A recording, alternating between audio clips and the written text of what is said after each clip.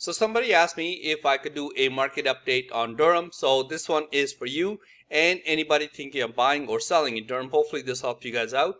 By the way, full disclosure, I don't work in Durham. So if you're thinking of buying a house there, I'm probably not the right man for the job. I wouldn't want to give you the wrong information. But I do have access to all the stats. So hopefully this helps.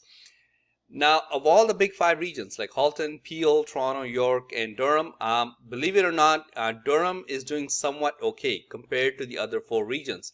You can see here, Peel is down 47%, York is down 46%, whereas Durham overall, in terms of number of homes sold, is down 28% compared to 2 months ago, which was the peak of the market. Now let's get into more detail. So this is also number of sales. Now we're going to break it down into Ajax, Oshawa, Whitby, and Pickering. This is the peak of the market pretty much all across the board. May was the busiest time of the year so far. And in the month of May, this is how many homes sold in these big four cities, for the ones I'm covering anyways. And now this is how many homes sold in the month of July. And that would make it a drop of Ajax doing the worst of all the big four over there. Ajax is down 39%, Oshawa is down 34%, and Whitby, somewhat okay, is down 20% in 2 months. So that's the number of sales. Now let's get into average prices for detached homes, because price is king. Everybody wants to know how much they can expect to pay or how much they can expect to get if they're selling. So average price for detached homes, same thing as before, Ajax, Oshawa, Whitby, and Pickering. This is what they were selling for in the month of May, and pretty much identical, like not much change here. You can see here like within a couple thousand from May to June, so not a huge change. And in July, they didn't drop that much, except for Pickering. Pickering is down 10% in 2 months for average prices. But if you look at the other ones, they're down 5%, 2%, 5%. I'd say that's not much because some of the other cities I've covered, they're closer to what Pickering is for average prices for detached homes.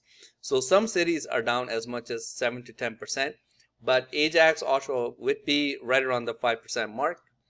Now let's look at freehold townhouses average prices once again.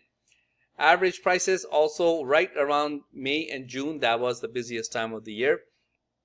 And this is what they were selling for in the month of July. Average price for a freehold townhouse in Ajax, $918,000. And in Pickering, that was the highest number out of all the big four, $940,000. And Oshawa and Whitby, they were at $802,000 and Whitby at $887,000. So that is a drop off for Ajax. Freehold townhouses dropped by 2% in 2 months. Not bad, honestly not bad, considering what else is going on in some of the other cities. And Whitby went down by 5%, and Oshawa went down by 4%. These are average prices, by the way. So freehold townhouses, on average, 4 to 5% drop in 2 months in Durham. Now, let's look at what is actually on the MLS, see how the market is doing right now.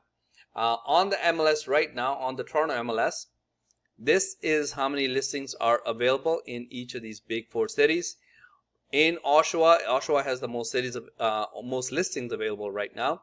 Oshawa, there are 487 homes available. This includes homes and condos.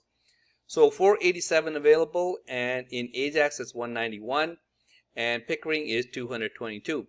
Out of these homes available, this is how many of them have been on the market for longer than 3 weeks.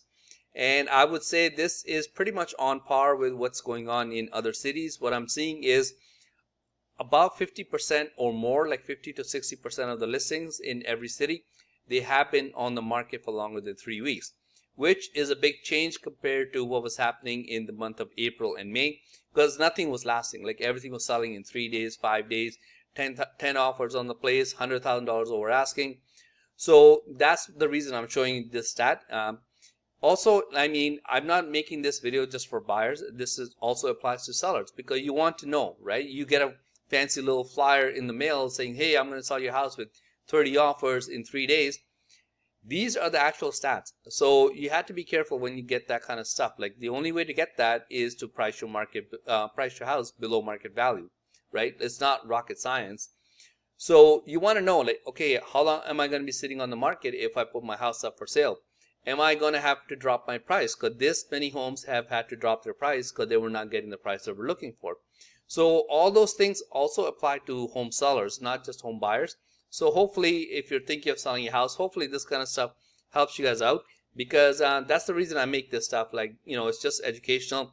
As I said before, I don't work in Durham, so if you do want to help me out, like and subscribe and comment, because that does help the channel grow, because YouTube likes that kind of stuff.